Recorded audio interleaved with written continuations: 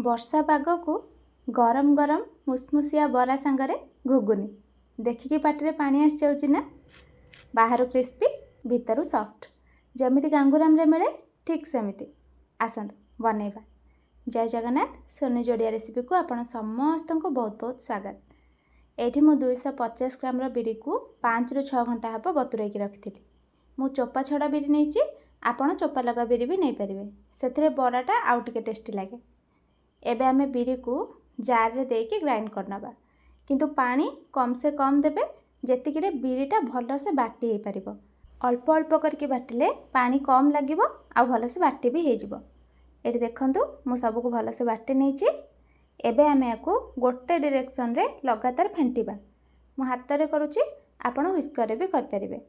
लगातार 7 ରୁ 8 मिनिट फेणैबे, जेमिति बिरी भितर एयर रहिले बिरीटा पूरा हल्का है कि भलो से फर्मेंट हो पारिबो। देखंतु बिरीर कलर भी पूरा व्हाइट हो गलानी। आ एथरु टिके बिरी पानी रे एमती पकेकी देखिबे। जदि एटा ऊपर भासीबो ताहले जानिबे जे बिरी भलो से फेंटी हो जाइछि। देखंतु एबे आमे बिरी रे बटारे दबा 50 ग्राम रो सुजी। 250 बिरी रे 50 ग्राम रो सुजी लागिबो। आ किले बिरी रे 200 ग्राम रो, जहा द्वारा बराटा बाहर क्रिस्पी हबो। तो सुजीटा निहाती देबे। एबे सुजी को भलो से मिक्स कर दबा। आउ आणाटा जम्मा भी पानिया करिबेनी, नहले बराटा सेप नबनी। आउ बिरी बाटिला बेले ध्यान देबे जेमिति पानी अधिक यूज न हुए, कम से कम पानी देबे। एटा मिक्स हो गला। एबे 2 ରୁ 3 घंटा पई कवर करके छाड़ देबा, जेमिति भलो से फर्मेंट हो जिवो। एबे देखंतु 2 घंटा परे केमिति फुल्ली जाइछि। सुजी भी पानी को सोक करि नैछि। आ कंसिस्टेंसीटा एमती ही रखिबे। एबे इथरे दबा गोटे छोटो चामच जीरा, 1 इंच रो आंब कसी अदा को कोरिकी नैछि। आपण छोटो छोटो काटिकी नहले छेचिकी भी देई परिबे। आ आंब कसी अदाटा इथरे पकेले टेस्टटा आहुरी बढ़िया आसीबो। 2टा कंचा लंका को काटिकी देली। आपण जेतिकी राग खांती सेही हिसाब रे देबे। आ किछि फ्रेश भुसंग पत्र दबा। आ किछि कट्टा हैतिबा धनिया पत्र।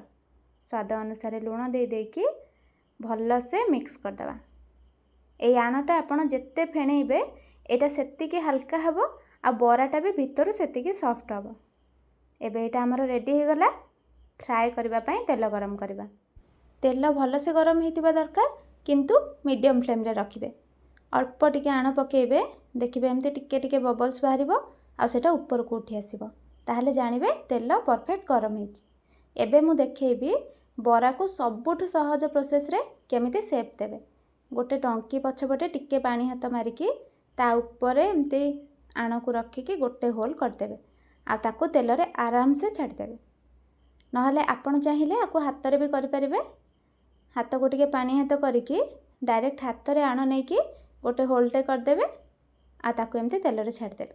किंतु मते एमिति डंकी रे शेप देकी करबाटा बेसी सुविधा लागे, काहेकि ना एथरे हाथ को बारंबार धोइबा को पड़िबोनी। डायरेक्ट डंकी रे एमती रखि देबे, तापरे गोटे होल देकी छाड़ी देबे। किंतु गोटे बरा पकेइला परे पुणी आउथरे डंकी पछरे टिके एमती पानी हाथ मारि देबे, आउथरे शेप देकी पकेइ देबे। पूरा परफेक्ट शेप नउची देखि परथिबे। आ तेल रे पड़िकी बरा सब केमती ऊपर को उठी आछी देखंतु। ता माने बराटा हमर भितरु सॉफ्ट हबो। एबे देखंतु हाई फ्लेम जमा भी करिबेनी, नहले बराटा भितरु कंचा रहि जिवो। मीडियम फ्लेम रे ही छाणिबे। एबे बरा सब फ्राई हे आसलानी। कलर रु जानि परथिबे। प्लेट को काढी दबा सबको। बरा तो खाइबा को बहुत ही टेस्टी हेतिला। आपण भी थोरे एई प्रोसेस रे निहाती ट्राई करंतु। आउ जदि वीडियोटी भल लागिथिबो लाइक टे कर देबे। आगो केमिति नुआ नुआ वीडियो देखिबा पई चैनल को सब्सक्राइब करनेबे। देखा बा नेक्स्ट वीडियो रे। रहिली। जय जगन्नाथ।